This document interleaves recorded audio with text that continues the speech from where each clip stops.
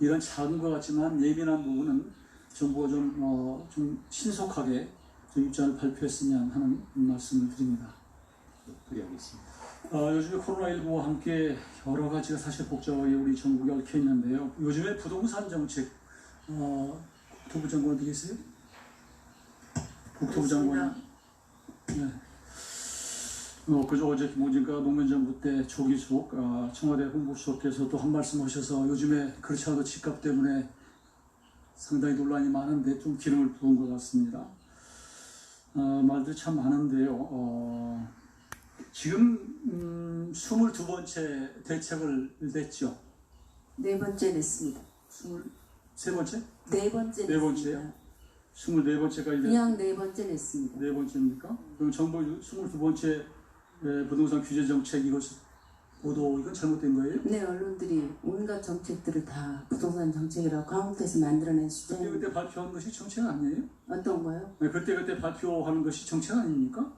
주거복지 정책도 부동산 대책이라고 카운트하는 거고요. 모든 걸 다. 집값 관련해서 대책 내세운 거 아니에요? 이거 뭐 네 번이냐 그러니까 저는 그거에 있어 숫자에 논쟁하고 싶은 생각은 없는데요. 의원님께서 모르시니까 네 나온 겁니다. 번을 냈으면 세 번을 실패한 거네요? 아닙니다. 지금까지 정책은 다 종합적으로 작동하고 있다고 봅니다. 잘 되고 있습니다. 작동하고 있다고 봅니다. 작동한다는 게 무슨 뜻이에요? 모든 정책들이 저희들이 발표를 했지만 어떤 것들은 시행된 게 있고 어떤 것들은 아직 시행되지 않은 상태에 있기 때문에요.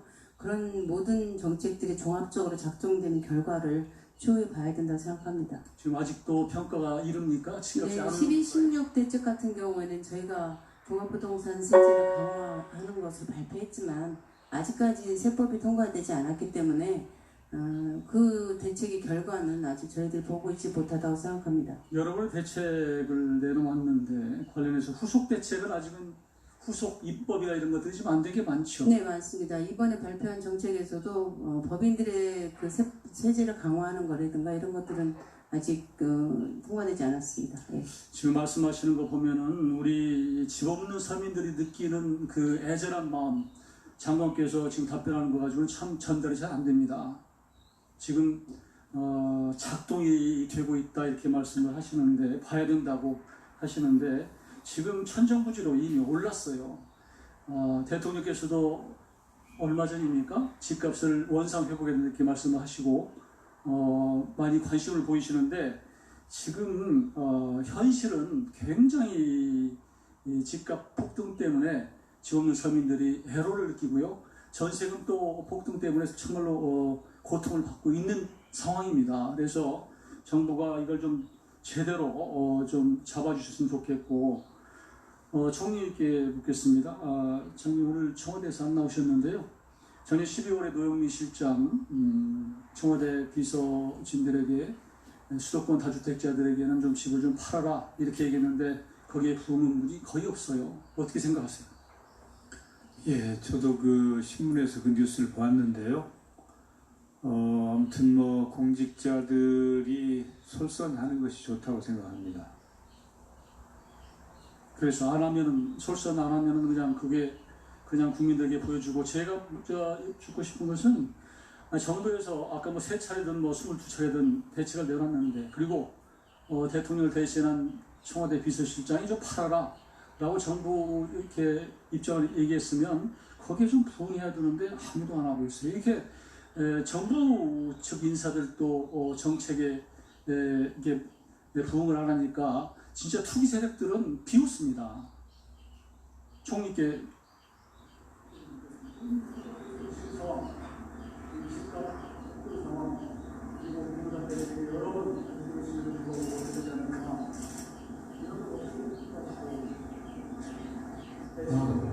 이제 이 정부가 나름대로 많은 노력을 하고 있는데 근본적으로 지금 너무 많은 유동성이 시중에 풀려 있습니다. 다시 말해서 돈이 너무 많다는 이야기죠. 거기다가 국제적인 저금리 상황이 벌어지고 있어서 이렇게 많이 풀린 돈, 개인들이 가지고 있는 돈이 갈 곳을 찾지 못하다 보니까 부동산 쪽에 몰림으로 해서 정부의 많은 노력들이 제대로 기능하지 못하는 그런 상황도 일부 나타나고 있다고 보고 있어서 전체적으로 특단의 노력이 필요하다, 저는 그렇게 보고 있습니다.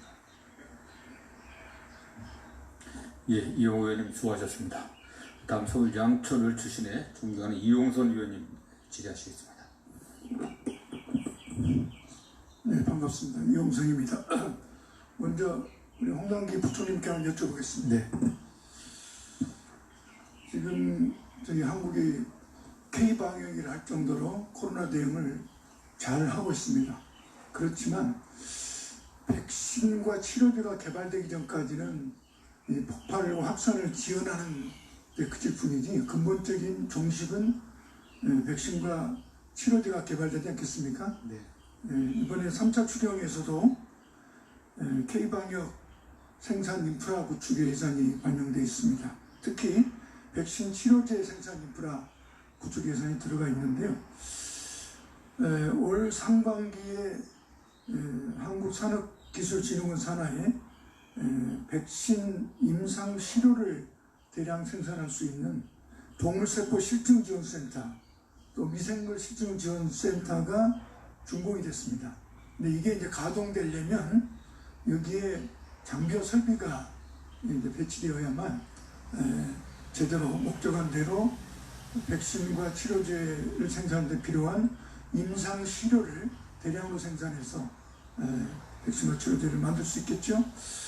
그런데 현재 계획은 이 장비들이 제대로 갖춰지려면 내년 말 정도로 되어 있습니다.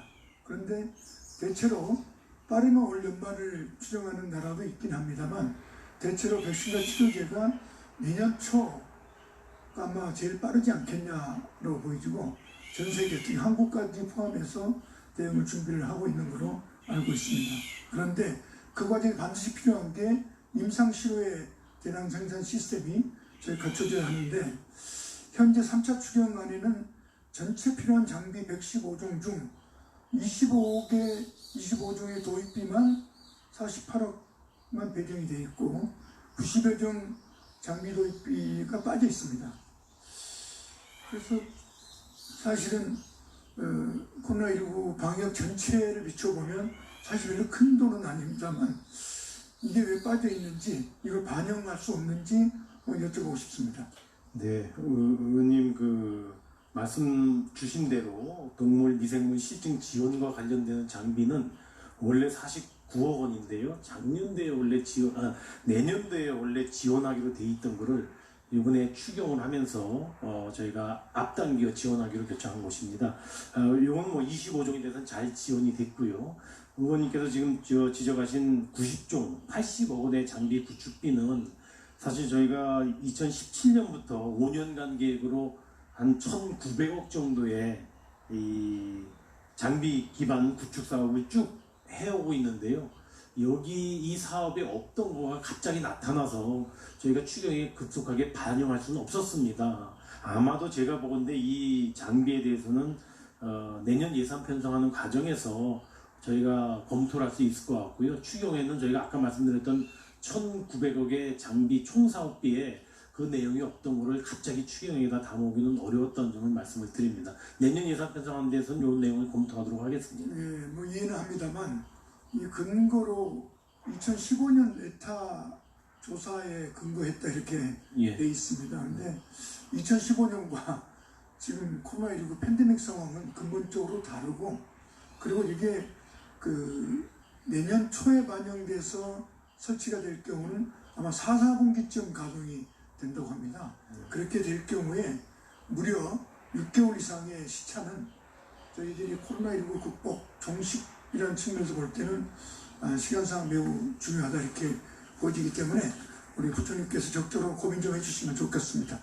예, 이게 저 백신 치료제라든가 백신 개발에 뭐 꼭 필요한 장비라는 것이 저희가 한번 더 짚어보고 된다면 뭐 심의과정에서 충분히 협의를 하도록 하겠습니다. 네, 감사합니다. 삼자부 장관님께 여쭤보겠습니다. 예, 차관 나와있습니다. 예,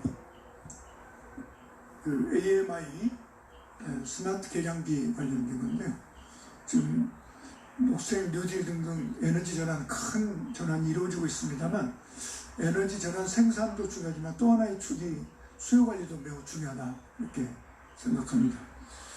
아마 올 추경에 이번 추경에 AMI 양방향 스마트 전력 계량 시스템이 50만 가구 350억이 반영되고 이걸 계기로 해서 3년간 3,500 또 민간 매치까지 합치면 한 7천억 정도 좀 대규모 프로젝트가 추진되는 것 같습니다.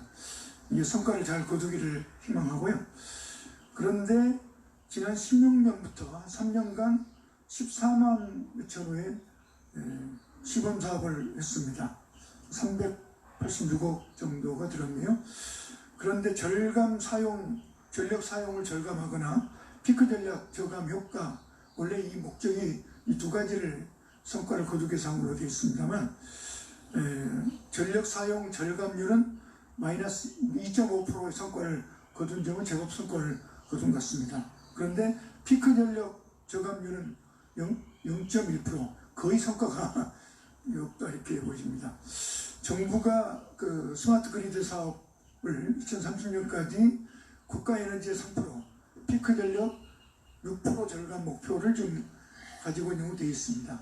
그래서 이런 것과 동일시되는 건 아닙니다만 이 기조에 맞게끔 성과를 거두기 위해서는 조금 더 적극적인 좀 방안들이 아마 덧붙일 필요가 있겠다. 즉 하드웨어를 까는 것으로 그치지 아니하고 여러 가지 인센티브 제도라든지 그리고 전력요금 시스템에 대한 개편 계획 이런 것도 같이 덧붙여야 되지 않겠나 이렇게 이제 보이고요. 예를 들자면 국민 DR 시장, 수요관리 시장이 좀 만들어져서 수요자, 사용자들이 전력을 절감하고자 하는 욕구를 적극적으로 견인할 필요가 있지 않겠냐 이렇게 보여집니다. 특히 서울시는 에코마일리지 제도를 지금 운영하고 있고 강원도는 우리 집 전기저금통 사업을 합니다. 즉 전기를 절약하게 되면 이런 인센티브가 주어지는 제도를 지자체가 선도적으로 운영하고 있습니다. 이런 것과 연계해서 좀 추진하게 되면 훨씬 좋을. 예, 의원님 지적에 전적으로 공감을 합니다. 그래서 이런 AMI 같은 하드웨어 구축에 그칠 것이 아니고 이 효과를 더 배가시키기 위해서는 방금 의원님 지적하셨던 대로 개시별 요금제의 도입이라든지 아니면 국민 DR과 같은 서비스와 연계하는 문제 등을 포함해서 이 전력 소비를 소비자들이 절감했을 때 어떤 인센티브를 가질 수 있는지 충분히 저희가 설명드리는 게 필요하다고 보고 있고요. 그런 부분 같이 강구하도록 하겠습니다. 아울러서 이 AMI가 되면 사실은 이제 소비자들의 전력 소비 데이터가 거꾸로 데이터로 이제 쌓이게 되기 때문에 그 데이터를 가지고 또 여러 가지 다양한 사업들을 진행할 수 있다고 생각합니다. 예, 이영선 의원님 수고하셨습니다.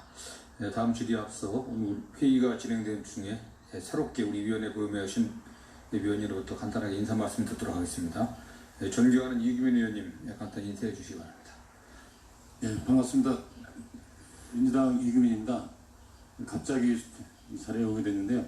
앞으로 의원님들하고 같이 열심히 하겠습니다. 감사합니다. 예, 이규민 의원님 열심히 해주십시오. 다음 질의는 천안시 병 출신의 이정문 위원님 질의하시겠습니다. 예, 안녕하십니까. 더불어민주당 천안병 국회의원 이정문입니다. 정세균 국무총리님께 질의하겠습니다. 네. 총리님, 코로나19 국난 극복을 위해 연일 노고가 많으십니다. 우리 정부가 코로나 위기로 절박한 상황에 처한 국민들에게 안전망을 제공하고자 2차 추경을 통해 마련한 재원으로 지난 5월부터 전 국민에게 긴급 재난지원금을 지급했는데 현금성 복지를 전 국민에게 확대한 것, 국내에서는 최초의 사례이죠. 예, 그렇습니다. 현재 그 지원금의 신청과 지급은 거의 100%에 가까운 것으로 알고 있는데 혹시 실제 사용은 최신 기준으로 어느 정도로 사용하고 있는지 파악되고 있습니까? 예, 저희가 약 85% 정도 사용된 것으로 추정하고 있습니다. 예, 그 지원금의 지급 범위를 놓고 여러 우여곡절이 많았지만 그래도 처음 시도한 이번 정책이 순조롭게 마무리 단계를 밟고 있어 무척 뜻깊게 생각합니다. 총리님, 최근 행정안전부가 국내 카드사 매출액을 분석한 자료에 따르면 긴급재난지원금 지급일 전후로 소비가 상당폭 증가한 것으로 나타났는데요. 특히 긴급재난지원금이 주로 음식점과 마트 등 영세 가맹점에서 많이 사용되며 지원금 지급 후 동네 상권과 전통시장 매출이 많이 늘어 저희 지역 주민들께서도 저에게 많은 만족감을 표시를 하셨습니다. 사용처는 다양했으나 분명한 한 가지는 긴급재난지원금이 우리 국민들의 살림과 지역경제 활성화에 큰 도움이 되었다는 것이며 이번 재난지원금 소비가 코로나19로 힘든 고통을 겪고 있는 사회 구성원들에게 관심을 갖는 계기, 나아가 대면 소비를 통한 사회적 연대의 순기능 역할을 했다고 생각합니다. 총리님의 생각은 어떠십니까? 예, 저도 같은 생각입니다. 저는 그 긴급재난지원금이 우리에게 주는 두 가지 시사점을 짚어볼 필요가 있다고 생각합니다. 먼저 구매력의 재발견입니다. 이번 코로나19 국난 상황에서 우리 국민은 재난지원금이 정부가 어렵게 마련한 재원인 만큼 그 목적에 맞게 사용해야 한다는 것을 성숙한 국민인식과 실천으로 증명해 보였습니다. 또한 나의 소비활동이 그 주변의 어려운 사회 구성원을 도울 수 있다는 가치관을 부여하며 재난지원금을 통해 자신의 구매력이 지닌 사회적 그 의미와 효과를 재발견하는 계기가 되었습니다. 총리님, 혹시 우리 그 국민 중 세금이 제대로 쓰이고 있는지에 대해 어느 정도 그 신뢰하는지에 대해서 알고 계십니까? 예, 안타깝게도 그 절반에도 미치지 못하는 것으로 알고 있습니다. 예, 일부 언론에서 실시한 한 설문조사에 따르면 그래도 세금이 제대로 쓰인다고 믿게 됐다는 응답이 43%를 차지해서 재난지원금 지급 전후로 세금과 복지에 대한 국민인식이 상당히 긍정적으로 변화된 것으로 나타나고 있다고 합니다. 세금 관련 질문으로 신뢰도가 올라가는 경우가 좀처럼 없다고 하는데 이에 대해서 총리께서는 어떻게 평가를 하시는지요? 예, 원체 바닥을 치다가 조금 올라간 거니까 결코 만족할 수 없는 정말 그 정부의 신뢰, 여러 부분에 있어서의 정부의 신뢰를 더 키워나가기 위한 노력이 절실하다고 판단하고 있습니다. 그동안 흔히 복지는 꼭 필요한 이들에게만 선별 지급하는 것이 비용 대비 효과적이라는 인식이 강하고 보편적 복지를 제공하면 국민이 복지에 의존하거나 악용할 것이라는 우려가 존재해 왔습니다. 그러나 이번 긴급재난지원금 사례를 통해 이러한 우려들이 상당 부분 해소되었고 취약계층과 노인층을 제외한 대다수의 계층이 복지 수혜를 처음 경험하며 그동안 복지 체감도가 낮았던 이들이 내가 낸 세금의 효용을 제대로 느끼게 되었다고 생각합니다. 총리님, 코로나19로 세계 경제와 지역 경제 모두 극도로 침체된 가운데 정부의 긴급재난지원금과 각종 지역화폐 등 지자체 차원의 지원금을 통해 우리 경제가 5, 6월 두 달 남짓을 잘 견뎌왔습니다. 더욱 큰 문제는 지금부터입니다. 지급된 재난지원금 14조 원이 거의 다 소진한 7월부터 또다시 가계의 소비 여력 부족으로 인한 경기 악순환이 시작될 것으로 보이기 때문입니다. 따라서 저는 국민 다수가 공감한다는 전제를 하에 국가의 미래의 자원의 일부를 미리 사용해서라도 2차 긴급재난지원금 지급 여부에 대해서 검토할 필요가 있다고 생각하는데 총리께서는 이에 대해서 어떤 입장을 갖고 계십니까? 예, 지난번에 지급한 긴급재난지원금은 소기의 성과를 거두었다 이렇게 판단하고 있습니다. 그럼에도 불구하고 그 재원이 국채 의존한 측면이 크기 때문에 추가적으로 재난지원금을 지급하는 것은 현실적으로 매우 어렵지 않겠나 이렇게 판단하고 있습니다. 그래서 현재 정부로서는 그런 검토를 하고 있지 않고 아마 앞으로는 꼭 필요한 정부가 돕지 않으면 정말 어려운 그런 계층에게 필요한 지원을 해야 되는 거 아닌가 그런 생각입니다. 물론 이제 국가의 재정 건전성을 고려해야 하는 정부의 입장에서 결코 쉬운 일은 아니겠습니다만 의료 전문가들은 이미 코로나19가 팬데믹 국면에 접어든 이상 백신이나 치료가 나올 때까지 종식되는 것 자체가 불가능하다고 예측하고 있고 바이러스와의 그 불편한 동거가 계속되는 동안에는 불편한 동거가 어쩌면 장기간을 넘어 영원히 이어질 수 있는 절박한 상황에서 정부가 이에 대한 좀 적극적인 조치를 취해야 하는 건 아닌지 저는 이렇게 생각을 하고 있습니다. 사회복지 분야의 석학 중 한 명인 팔매 교수가 제시한 개념으로 재분배 역설이라는 말이 있습니다. 저소득층에만 복지를 집중할수록 소득 재분배와 빈곤 완화 효과가 상대적으로 낮고 보편적으로 복지 정책을 시행한 국가들이 오히려 재분배의 효과가 크다는 것입니다. 한마디로 선별보다는 보편 복지가 재정 확보에 도움이 된다는 것인데, 저는 이 개념이 저부담, 저복지, 저신뢰 사회인 한국에서 상당히 의미 있는 개념이라고 생각을 하고 있습니다. 선생님, 1차 재난지원금이 우리 경제에 미친 효용과 효과에 대해서 심도 있는 연구 분석을 총리실 차원에서 한번 진행해 주시길 한번 요청을 드리겠습니다. 예. 향후에 2차 재난지원금이라든지 요즘 논의되고 있는 기본소득 개념이라든지에 대해서도 한번 논의를 할 수 있는 개념이 되기 때문에 한번 요청드리겠습니다. 예, 1차 재난지원금의 효과에 대해서는 이미 행정안전부에서 연구를 의뢰해서 연구가 진행 중이기 때문에 결과가 나오면 의회와도 우리 국회와도 같이 공유하도록 그렇게 하겠습니다. 예, 이정무 의원님 수고하셨습니다. 다음 서울 강동구을 출신의 존경하는 이해식 의원님 질의하시겠습니다. 네, 서울 강동구 을의 이해식입니다. 홍남기 부총리께 질의하겠습니다. 앞서 몇 분 의원님들께서 말씀을 하셨습니다마는 지방교부세 감액과 관련해서 질의하겠습니다. 정부 예산도 이 성장률을 반영해서 세입을 편성을 하죠. 우리가 성장률을 하향 조정했기 때문에 세입 경정을 하게 된 것이고, 내국세의 19.24%인 지방교부세를 자연스럽게 감액을 하게 된 거다, 이제 이렇게 보여집니다.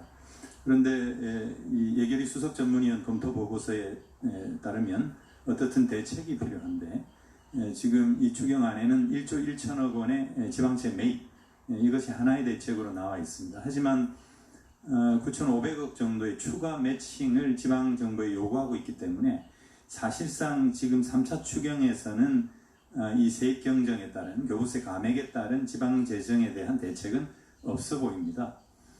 우리 지방정부 재정은 지방자치단체장을 직선으로 뽑았던 95년도에 재정자립도가 평균 63.5%였는데 지금 45%에도 미치지 못하고 있고, 대도시 자치구 같은 경우에는 30%도 안 되고 있습니다. 계속 그 지방재정이 경직화되고 있고 예속화되고 있는 것입니다.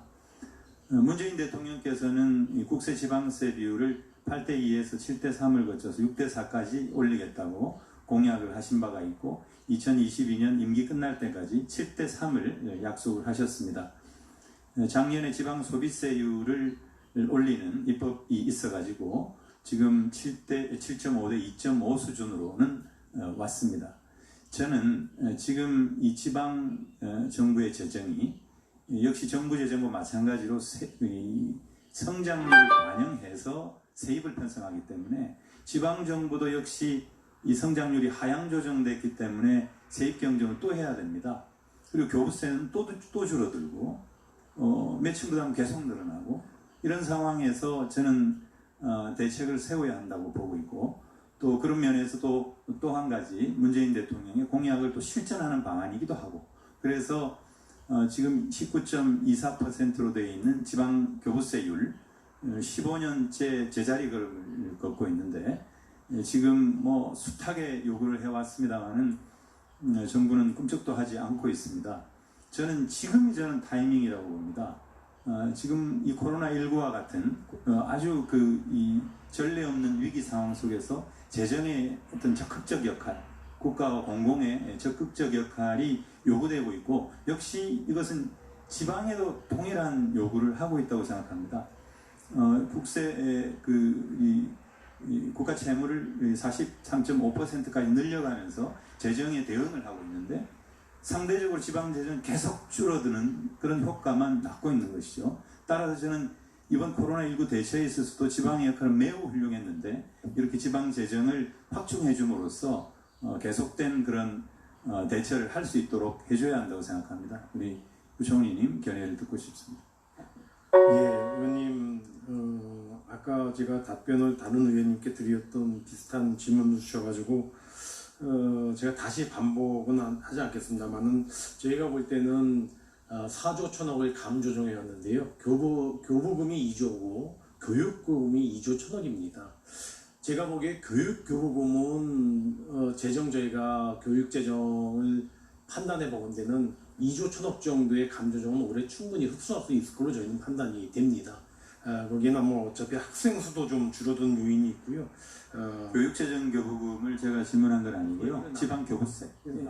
지방 교부세 세율을 좀 올려서 19.24%를 21% 거쳐서 22%까지는 올려야 한다고 생각합니다. 예, 그래서 아까 의원님께서 4조 1천억이라 해서 제가 사실은 지자체 교부금 2조 감안과에 대한 대책으로 저희는 포커싱을 좀 둬야 되겠다 이렇게 생각을 했고요. 그 중에서 지자체도 국가가 24조 원 정도의 적자 부채를 발행하는데 지자체도 2조 원 정도는 채권을 발행할 수가 있겠다. 지방저의 예산 규모는 국가 재정의 한 절반 정도 됩니다. 다 지자체 합해도 한 240조 정도 되기 때문에 2조 정도는 흡수할 수 있겠다 저희가 생각을 했고요. 다만 지방채를 소화시키기가 어려울 것 같아서 이번에 1조 1천억을 집어넣었다는 말씀을 드리고 그러니까 어떻든 그건 지방채 매입을 하시지만은 또 매칭 부담을 9,500을 또 하는 거니까 사실은 가용 재원을 주는 것은 아니라는 얘기죠. 그래서 지금같이 굉장히 어려운 상황에서는 지금 15년째 묶어두고 있는 교부세율을 상향할 필요가 있는데 그것을 한번 검토를 의원님 그거는 해주십시오. 재정분권을 저희가 우리 정부 내에 하겠다고 그렇죠. 그냥 그것과도 밀접히 연관돼 있잖아요. 재작년에 저희가 1단계 재정분권 계획은 수립하고 실행을 했습니다. 그래서 실질적으로 지방소비세도 그건 제가 말씀을 드렸고요. 현재 중앙정부 차원에서는 어떻게 보면 지방의 재정 이양을 하기 위해서 굉장히 노력을 했다고 보고요. 지금 이 교부세율 19.24%를 올리는 문제는 저는 2단계 재정분권 계획에서 논의가 될 수 있겠지만 같이 지방에 이양되는 사업 또는 이와 같은 교부세 체계를 어떻게 가져갈지 조금 더 큰 틀에서 저는 논의해야 될 과제라고 기대를 하겠습니다. 시간이 많이 가서. 총리님께 질문하겠습니다. 아까 우리 양기대 의원님께서 질문하셨습니다만 폭염 대책과 관련해서 지금 그 미국 해양환경청을 비롯해서 올해 폭염이 최악일 것이다 이렇게 예측을 하고 있습니다. 폭염하면은 1995년도 시카고의 폭염 대책 그것이 하나의 교과서적인 대응으로 우리가 알고 있습니다. 그때는 정확하게 어떤 사람들이 폭염으로 숨지는가 그것을 현장을 방문해서 파악을 했고 상당히 많은 그 취약질환자들, 취약계층 또 기저질환자들 이런 사람들을 이 쿨링센터로 안내를 했습니다. 근데 지금 우리 이 무더위 쉼터가 5만 개가 있는데 그 중에 4만 개는 경로당이고 다 폐쇄됐죠. 나머지 20% 복지시설이라든지 강당 이런 것도 지금 사용하지 못하고 있습니다. 저는 발상을 바꿔야 된다고 생각합니다. 폭염 대비를 해서 취약계층을 그쪽으로 인도해야 된다고 생각합니다. 이 좁은 공간이지만은 안에서 거리두기를 하면 얼마든지 할 수 있습니다. 강당이라든지 체육관이라든지 또는 무더위 쉼터로 사용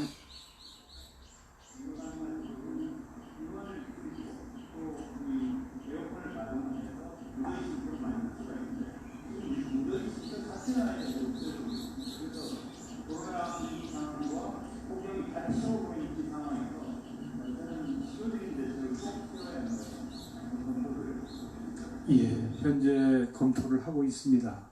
그래서 하여튼 현실적인 방안을 꼭 내놓도록 하겠습니다.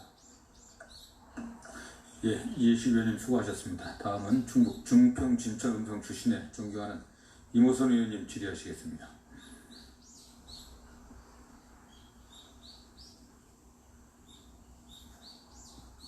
네, 감사합니다. 충북 증평 진천 음성 이모선 의원입니다. 먼저 여성가족부 장관님 나와 계십니까? 예, 여성가족부 장관님께 여쭤보겠습니다. 그 자료를 보니까 3차 추경의 그 N번방 사건 이후에 발빠르게 그 디지털 성범죄 대응 체계 구축을 위해서 이른바 내용으로 보니까 20명이 24시간 상담 체계를 구축하고 또 관련 내용에 대한 사전 모니터링 30명이 하면서 발빠르게 대응하는 예방 대책을 담았는데 잘하신 것 같습니다.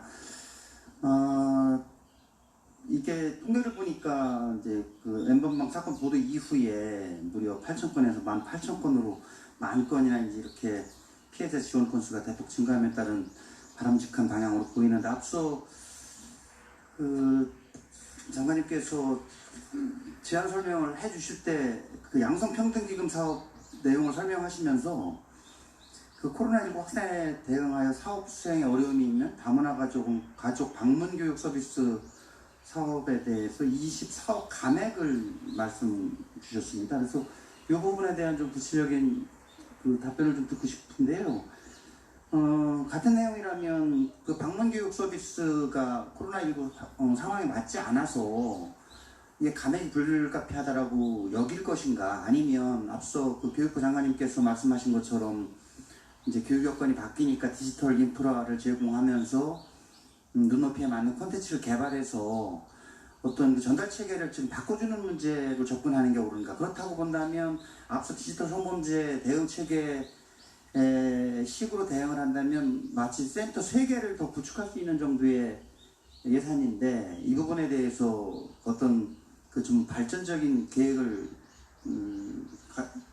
갖고 계신지 답변 좀 부탁드리겠습니다. 네, 존경하는 이모선 의원님, 예, 정말 감사드립니다. 저희 사실 여성가족부는 전반적으로 예산 체계가 굉장히 빡빡해서 이렇게 코로나19를 위한 특단의 감액 요청을 받았을 때 줄일 수 있는 사업이 사실 거의 없었습니다. 근데 그럼에도 불구하고 그 코로나19 상황 속에서 방문교육 서비스가 일시 중지된 결과 일부 사업비가 좀 절감이 됐고, 또 그 방문교육 서비스 담당자들은 굉장히 고령층이 많습니다. 그래서 그분들의 이제 퇴직이나 이직 등으로 해서 약간 절감된 비용을 삭감 예산액으로 내놓았습니다.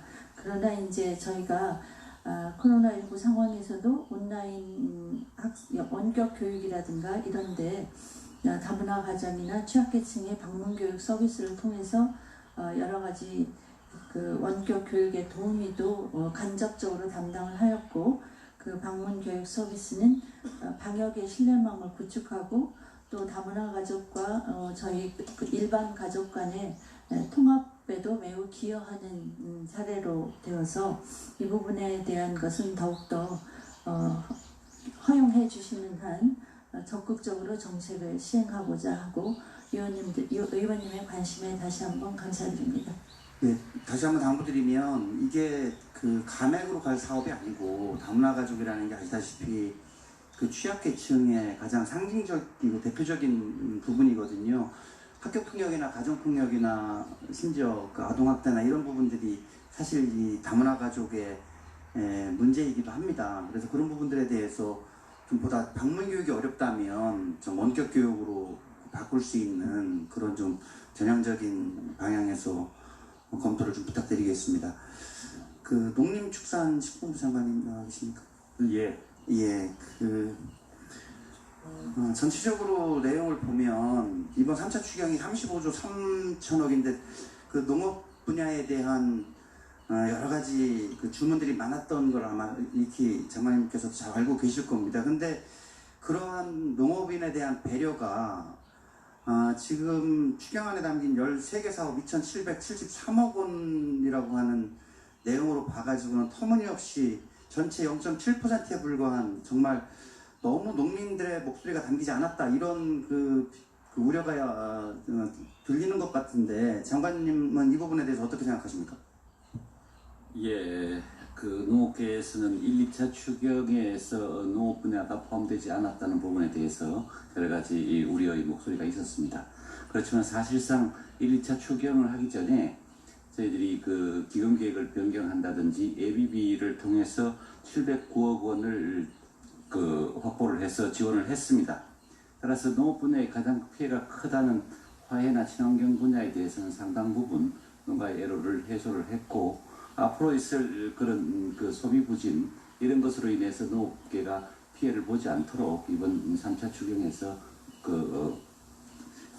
본 의원의 생각은 그 내용을 보면 이 지원이 소비 지원을 통한 간접 지원에 불과하고 직접 생산자인 농업인에 대한 고민이 좀 부족하지 않았는가. 예를 들면 계절 근로자 같은 것이 안 들어오기 때문에 연초에 8만 원 하던 그 임금이 12만 원까지 상승되는 예가 현장이었거든요. 그런 측면에서 본다면 2명을 쓸 때 24만 원을 가지고 2명을 쓸 거냐 아니면 8만 원을 가지고 3명을 쓸 거냐라고 하면 사실은 소상공인이나 자영업자나 다름없는 그 임금 지원이 정말 필요했던 분들이 또한 농업인이기도 하거든요. 그런데 내용을 보면 전부 소비 지원을 통한 간접 지원에 불과하고 실제 생산자 입장에서의 검토와 고민은 터무니없이 부족하다 하는 생각을 지울 수가 없습니다. 그래서 이런 부분들에 대해서 장관님께서 좀 고민을 좀 더 좀 부탁을 좀 드리고요. 그 뉴딜 관련해가지고도 그 우리 농업축산식품부에 대한 어떤 그 사업 내용뿐만 아니라 추진 주체에서 좀 뭔가 중심적인 역할을 좀 해주셔야 되지 않을까 생각합니다. 이 부분에 대해서는 추가 질의 시간에 여쭤보도록 하겠습니다. 예, 임우선 의원님 수고하셨습니다. 다음은 경기 고양시을 출신의 존경하는 한준호 위원님 질의하시겠습니다. 네, 고양시을 출신 한준호입니다. 저희 최경 장관님 이석천의 질의를 좀 하나 드리겠습니다. 저희가 오늘 코로나19 백신과 그리고 치료제 개발에 대해서 저희 존경하는 백혜련 의원님 그리고 이용선 의원님께서도 질의를 주시긴 했는데 지금 전임상 관련해서 과기부가 주관부서라고 할 수 있겠죠? 예. 예, 지금 이제 보건복지부 같은 경우는 임상, 1상, 3상을 담당하고 있고요. 결과적으로 과기부가 좀 전체적으로 중심을 좀 잡아야 된다는 이야기인데 지금 치료제하고 백신 개발 속도가 좀 어떻게 진행이 되고 있습니까? 치료제는 아까도 복지부 장관께서 말씀하셨던 걸로 기억되는데 네. 아마 올해 안을 목표로 하고 있고요. 네. 백신은 내년까지 개발하는 걸 목표로 하고 있습니다. 네, 일단 치료제가 개발되면은 현재 코로나 상태가 그래도 감기 수준이나 인플루엔자 수준으로 저희가 컨트롤하면서 백신까지 갈 수 있다라고 가정을 해볼 수도 있겠죠. 예. 예. 그 세계하고 비교했을 때 지금 비교 속도가 저희가 어느 정도 빠르다고 판단하십니까? 치료제는 뭐 다른 나라와 비슷하게 간다고 좀 보여지고요. 네. 백신의 경우는 뭐 6개월이나 그 이상 좀 늦어지고 있는 걸로 판단이 됩니다. 네, 오늘 저기 10시에 보도 나온 게 하나 있는데요. 중국에서 G4라고 지금 명명이 되어 있는 신종 돼지독감 바이러스가 발견이 됐습니다. 이에 대해서 이제 감염증 팬데믹 현상이 다시 도래할 수 있다라고 지금 보도가 나오고 있는데 지금 생명연에서 운영을 하고 있는 ABS L3 연구소가 하나 있죠. 예, 그렇습니다. 네, 여기에서 치료제하고 백신제는 어느 정도나 컨트롤하며 시험을 해볼 수가 있습니까? 지금 거의 TG 수가 제한이 있어서 네. 아마 3개 정도 네. 동시에 실험할 수 있는 정도의 규모입니다. 네, 새로운 감염병이 발생했을 때 이에 대한 대처를 하기에 ABS-L3 연구소가 필요하다고 생각을 하시죠? 조금 더 필요하다고 보여집니다. 네, 지금 과기정통부 쪽으로 올라와 있는 동물용 생물안전 3등급 ABS-L3 연구시설과 관련해서 구축사업이 하나 올라와 있습니다. 약 4년 정도가 걸리고 그리고 예산이 275억 정도 소요가 된다고 되어 있는데요. 이번 추경안을 보니까 이와 관련돼서는 예산이 올라와 있지 않습니다. 예산을 당겨서 추경안에 담았을 때 설치기간 4년을 얼마나 더 당길 수 있습니까? 그 시설을 구축하는 건 아무래도 좀 시간이 걸리는 거여서 추경안에는 못 담은 거고요. 네. 뭐 예산을 이렇게 마련을 해서 가능하면 좀 빠르게 하겠지만 어느 정도 이렇게 빠르게 할 수 있는지는 좀 파악을 해봐야 될 것 같습니다. 네, 저희가 간단하게 조사를 해보니까 약 1년 정도를 당길 수 있다라고 지금 나와 있는데 과기부가 담아놓은 예산 중에 디지털 정보격차 해소와 관련돼서 디지털 역량 강화 사업에 600억 정도를 추경에 담았습니다. 기존에 있었던 정보격차 해소 교육 사업하고 비교를 해보니까 대동소이해요. 크게 차이가 없습니다.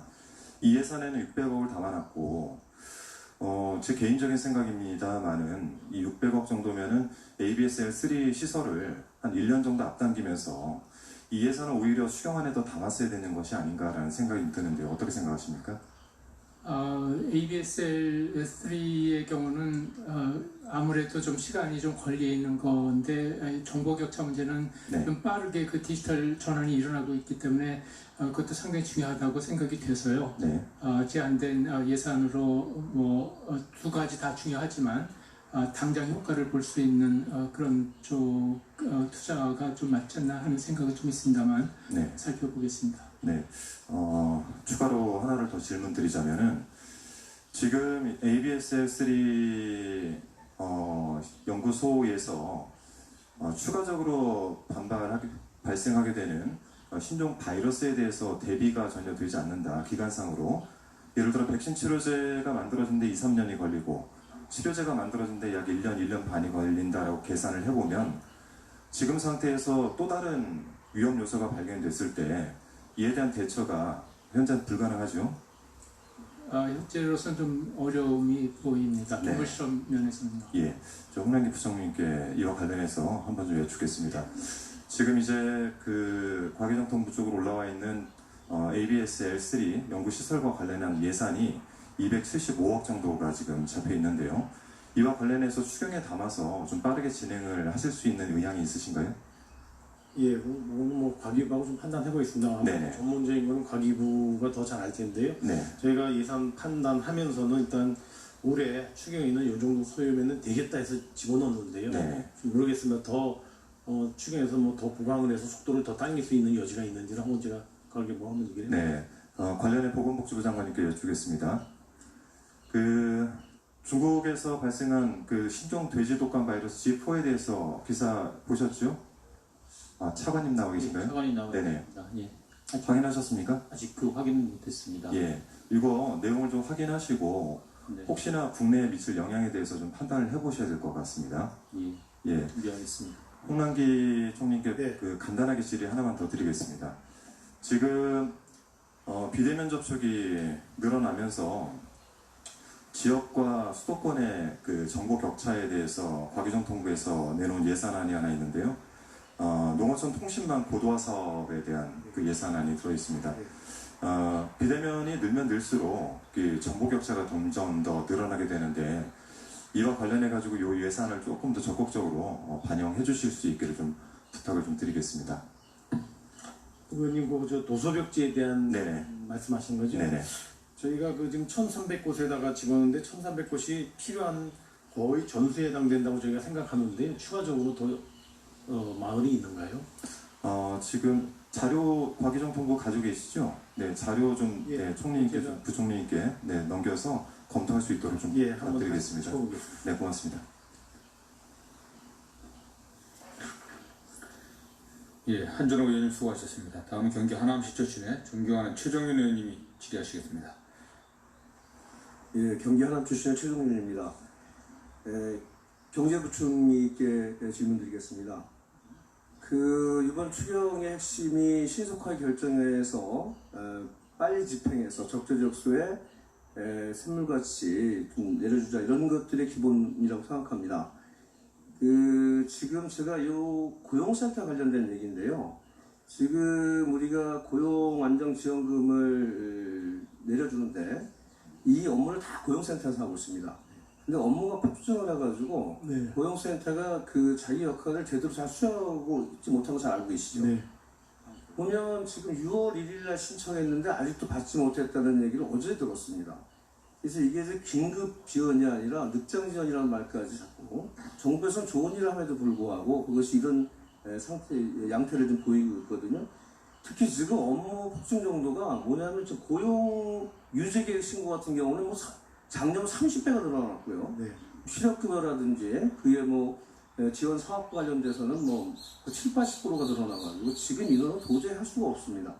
어제 우리 환경노동위원 상임위에서 다뤘지만 정부에서는 51억 정도를 편성해서 한 395명의 이런 데 인건비만 가지고 올렸던데 이건 진짜 제가 보기에도 있을 수 없는 일이라고 생각이 들어요.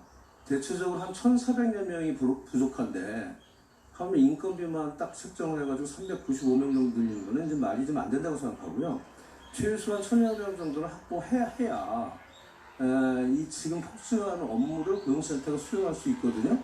그래서 이걸 다시 한번 검토해 주시고요. 그 다음에 이게 뭐냐면 인건비뿐이 아니라 사실 1,000여 명 정도 늘어나게 되면 사무실 등 그 사무 인프라가 필요하거든요.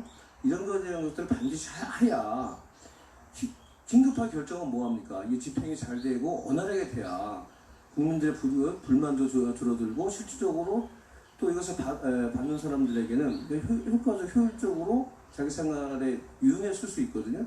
이거를 좀 검토해 주셨으면 좋겠다는 생각을 합니다. 장관님 생각 어떠신지 좀 말씀해 주시죠. 예, 의원님 말씀하신 대로 고용유지지원금이나 고용안정지원금 같이 최근에 급속히 늘어난 업무 때문에 고용안정센터 업무가 폭증한 것은 맞습니다. 그래서 이번에 저희가 한 400여 명 정도 지원하는 걸로 했는데요. 의원님 말씀하신 대로 1,000명을 이제 지원하게 될 경우에는 이미 사무실이 포화 상태입니다. 말은 사무실을 다시 구하는 문제까지 또 돼 있고 있어서 정부는 일단 일시적으로 기간제 근로제라든가 아니면은 타 부서에 있는 업무를 기동 배치하는 형태로 업무를 일단 수행해 와야 되지 않냐 싶고요. 이 업무가 사실은 또 코로나 위기가 지나가면 또 이 업무 인력에 대한 또 대응 문제도 또 생깁니다. 그래서 저희는 이번에 추경에 반영한 395명을 일단 확보를 하고 나머지는 지금과 같은 방식으로 일단 기동 배치해서 쓰고 또 이것이 1년, 2년 계속적으로 가게 될 것 같으면 저는 뭐 근본적인 대책이 필요하다고 봅니다. 그러니까 이번 추경에는 그런 정도로 고용부하고 상의가 돼서 반영했다는 말씀을 드립니다. 그래서 제가 이제 사실 이게 고용노동부 장관님께서 말씀을 드려야 하는데 이게 사실상 이게 정부에서 협의하는 과정에서 그 정도로 추계했다는 것에 대해서 굉장히 좀 화가 났어요. 그럼 기본적으로 지금 보면 지금 저희가 내일 모레 우리 한노이 사원에서 그래서 그 고용센터를 방문하겠습니다. 어느 정도인가. 가보시면 알겠지만 업무를 볼 수가 없어요. 아수라장입니다. 이거는 지금 가서 현장을 보시 못한 분의 얘기라고 저는 생각이 들어요. 지금 395명은 도저히 할 수도 없거든요. 9월이면은 그 행정기관제 근로를 제공하는 분들 있잖아요. 여기서 끝납니다, 지금. 그래서 지금 시급하게 하자면 안 돼서 이건 반드시 저는 증언해야 되고 예상도 증액해야 된다고 생각이 들거든요. 이건 좀 반드시 다시 한번 철저하게 좀 검토해 주셨으면 좋겠습니다. 예, 저도 한번 다시 짚어보겠습니다. 그 다음에 그 3차 추경에서 지금 제기됐던 소비 촉진 사업과 관련된 문제인데 이게 좀 국민들이 굉장히 좀 혼란스러운 게 있어요. 우리가 지금 우리 중앙대 방역대책본부에서는 제2차 대유행을 얘기하고 있는데 우리가 또 재정당국이나 경제당국에서는 이거 사실상 경기 침체를 또 소비 촉진을 할 수밖에 없는 경기 침체를 극복하고 소비 촉진을 할 수밖에 없거든요. 이래도 보면 좀 혼란스러운 측면이 있습니다. 지금도 보면은 뭐 할인 소비 쿠폰, 온리 상품과 추가 발행, 그 다음에 할인 판매 지원, 예술누리 프로젝트 같은 이런 게 다 뭐냐면 가서 보고 사고 모이고 뭐 이런 겁니다. 그리고 구경하고. 그런데 우리 중대본에서는 지금 굉장히 심각한 것들이 예고되어 있으니 좀 더 좀 방역 수칙을 강화하고 또 더 조심하고 그리고 지금 감염병의 경로 관련돼서 밝혀지지 않은 부분이 많으니 더 강화시켜야 되는 거 아니냐 우려가 있습니다. 그래서 이게 사실은 방역당국에는 방역적인 취임에 역행하는 추경 사업이 있는데 저는 이게 이렇습니다. 이거에 대한 지침이나 매뉴얼을 다시 한번 좀 설계해 주셨으면 좋겠고 또 우려되는 측면은 이것이 실제로 소비가 촉진되고 경제 활성에 기여를 해야 하는데 과연 집행될 수 있는지 지금의 상황에서 어쨌든 2차 대유행을 다 예고하고 있음에도 불구하고 이거 될 수 있는지에 대한 굉장히 우려가 들거든요. 이거에 대한 대책이 좀 어떤 것이 있을지 좀 말씀해 주시면 좋겠습니다. 예, 의원님 저는 그게 상충된다고 생각하지 않고요.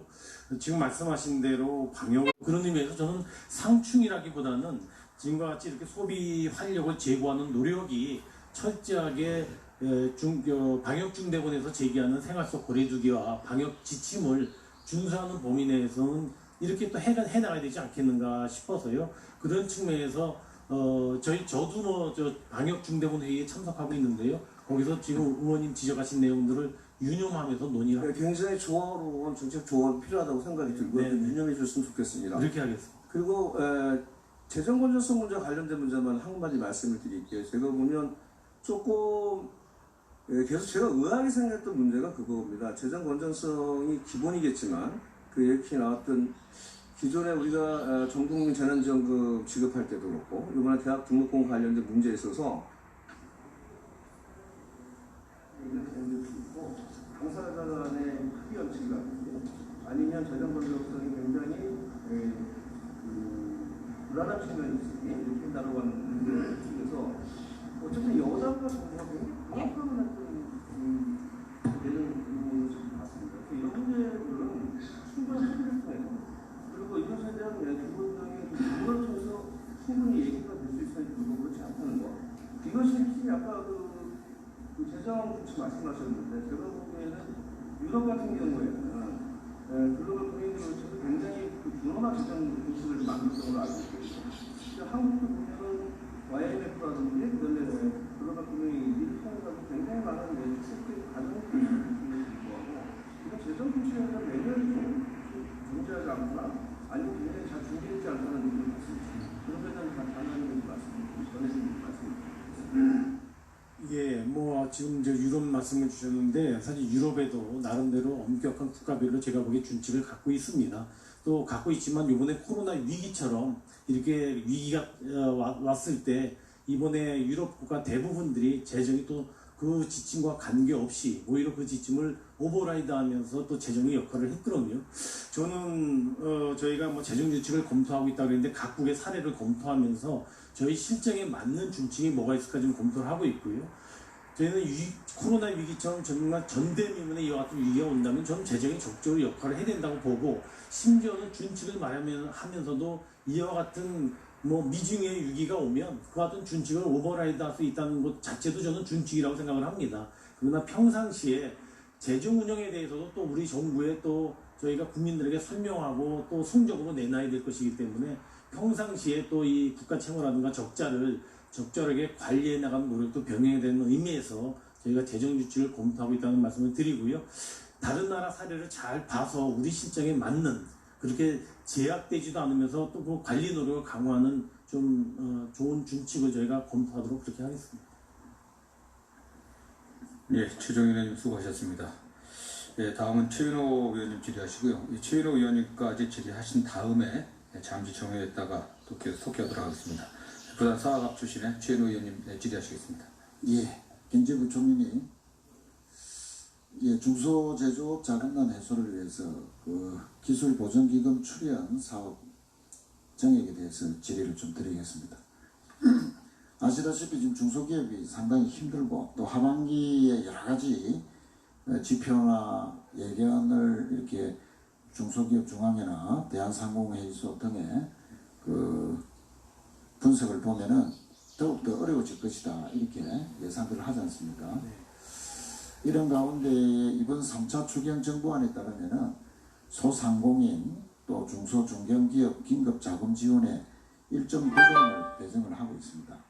그런데 내용을 좀 살펴보면 이 신용보전기금과 기술보전기금의 출연 자금을 신보가 코로나 특례보증에 4,800억 원, 또 소상공인 2차 배정, 2차 지원에 4,600억 원이 되어 있는 반면에 기보에 대해서는 소상공인 특례보증만 겨우 240억 원을 배정한 사항입니다. 어쨌든 이 기보가 신보에 비해서는 제조 비중이 75.6%로 37.6%인 신보보다 거의 2배 이상 높은 상황에서 코로나 특례보전 공급 재원 미배정으로 인해서 하반기에 중소기업, 특히 제조 중소기업의 자금 지원에 큰 차질이 예상된다 이렇게 보고요. 그런 측면에서 기보에 보증 재원 2천억 원을 추가 배정할 필요가 있다 이렇게 보는데 부총님 생각은 어떻습니까? 예, 의원님 지금 3차 추경에서 저희가 중소기업 지원을 위해서 한 1조 정도 보증을 추가하겠다고 하는 전자의 재정에서 800억 원을 지금 예상을 했는데요. 보증 배수를 감안해서 아마 이 상당 부분이 저는 기보의 중소기업 정책자금 지원으로 되지 않을까 이렇게 생각이 듭니다. 의원님께서 지금 지적하신 2천억 원이 제가 확인을 해봐야 되겠는데 지금 제가 갖고 있는 자료에는 좀 정확히 안 나는데 한번 어떤 말씀을 주시는 우리 중소벤처 장관님 지금 계십니까? 네, 있습니다. 여기 있습니다. 예. 그 신보와 기보에 이렇게 이게 너무 이번 추경의 차이가 많다. 특히 중소기업, 제조 중소기업에 대해서는 이렇게 추경 편성해서는 하반기 어려움이 예상되는 중소기업에게 상당히 자금 공급에 어려움이 있을 것이다. 이렇게 예상을 하는데 어떻게 보십니까? 네, 이번에 지적하신 대로 그 기보와 신보의 예산 배정에는 좀 차이가 있습니다. 과거에는 거의 비슷한 비중으로 이제 배정을 하긴 했는데요. 그 이유는 이제 그 신보에서 그 일반 시중은행에서 그 자금을 보증을 하다 보니까 이번에 이제 신보 배정이 조금 그러니까 많이 많아지는 상황이긴 합니다. 근데 신보는 이제 건설, 유통, 소상공인 위주로의 이제 보증을 해 왔고요. 그리고 기보는 지금 의원님께서 지적하신 것처럼 제조업이라든가 아니면 기술을 갖고 있는 벤처 쪽에 지원을 해왔기 때문에 현재 앞으로의 그 예상을 봤을 때 디지털 경제로의 전환과 같은 어떤 그런 시각에서 보면 기보의 그 보증 액수를 좀 더 늘리면 디지털 뉴딜이라든가 이런 부분에 있어서 좀 더 많은 기업이 혜택을 볼 수 있지 않을까 이렇게 생각하고 있습니다. 예, 방금 우리 중소벤처 장관님 말씀대로 여러 가지 그 코로나 이후에 디지털 산업을 육성한다든지 뭐 여러 가지 측면들을 다 고려하더라도 기보에 추가 이 배정은 필요하다 이렇게 봐서 부총리님의 좀 적극적인 검토를 바라겠습니다. 예, 의원님 저희가 이번 추경에 신보 기보에 약 1조 원 정도를 반영을 했습니다. 그러니까 그 차이가 지금 너무 난다는 차이가 난데 그거는 신보와 기보의 기업 지원이라든가 대상이라든가 이런 데 차이가 있어서 물론 차이는 있는데 이번에 135조 프로그램을 저희가 만들면서는 기보보다는 신보의 유동성 공급 지원이 월등히 더 많았기 때문에 근데 실제 이제 그 제조 중소기업에 대한 그 자금 공급은 기부가 주로 하지 않습니까? 비율도 월등하게 높고. 근데 평년에 비하면 신보가 너무 과하게 많다는 거죠. 그 신보가 많은 것을 제가 먼저 삼는 게 아니라 기부에 너무 가소책정했다 이 말씀입니다. 그래서 적극적인 좀 검토를 바랍니다. 예, 저희가 한번 추가적인 여력이 있는지 판단을 해보겠습니다만은 신보 기보의 그 역량에 딱 맞춰서 저희가 이번에 그럼 과거에는 역량에 안 맞춰서 그러면 비슷하게 이번에 135조 플러스 알파의 금융지원 패키지가 서로 국채은행들, 기업은행, 산업은행, 수출입은행, 기보, 신보가 다 역할을 분담하면서 한 번 더 구체적으로 한번 살펴보시죠. 예, 제가 볼 때는 이 기보에 대해서는 가소하게 했다는 평가는 좀 지적이 옳을 것 같습니다. 예, 다시 한번 챙겨보겠습니다. 네. 그리고 산자부 장관님. 예, 차관님. 그 지난 6월 1일에 정부가 리쇼링 지원 대책과 관련한 발표를 했는데 뭐 여러 가지 지원책이 있습니다만 이 지방의 관점에서 보면 비수도권에서는 이 수도권의 지원과 비수도권의 지원이 차등이 거의 없어서 결국 인프라가 유리한 수도권으로 이 리쇼링 기업들이 몰리지 않겠나. 그래서 결과적으로 비수도권과 수도권의 격차가 더 벌어질 우려가 있다.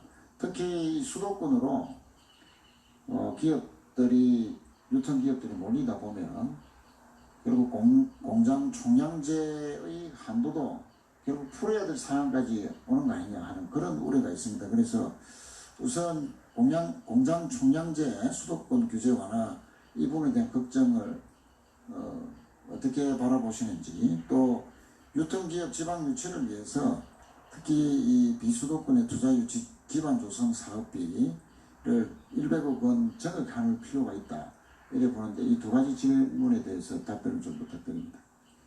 예, 의원님 말씀하신 대로 국가균형 발전에는 매우 중요한 가치고요. 또 그 틀내에서 수도권 규제의 기본적인 골격이 유지돼야 된다고 생각을 합니다. 그래서 유통기업에 대한 지원도 그런 방향에서 이루어져야 되고요. 그래서 의원님 지휘하셨던 그 공장 총량제와 같은 수도권 규제 완화에 대한 논의는 현재 정부 내에서 진행되고 있지 않습니다.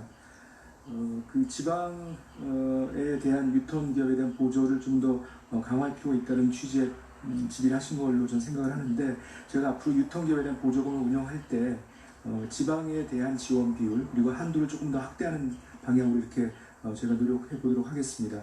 마지막으로 그 100억의 유턴 관련된 기반조성 사업비 증액을 말씀 주신 것 같은데, 기반사업 예산 증액이신가요? 아니면 유통기업 보조금 예산 증액이신가요? 보조금이시죠? 예. 저희가 근본 3차 추경에 지금 유턴 보조금 예산이 200억이 지금 편성이 되어 있는데요. 과거에 연평균 한 40억 정도 집행이 됐었던 건데, 저희가 200억을 좀 담았던 건 굉장히 좀 상향해서 좀 담아놓은 것입니다. 그래서 지금 집행 기간이 하반기로 좀 한정이 되고, 또 유통기업 같은 경우에 선정된 다음에 보조금 수령 때까지 한 3개월 정도 소요가 됩니다. 또 그다음에 지방비 매칭이 또 필요하고, 그래서 이 추가 증액은 조금 과하지 않나 싶은데요. 어쨌든 재정당국하고 협의해 보도록 하겠습니다.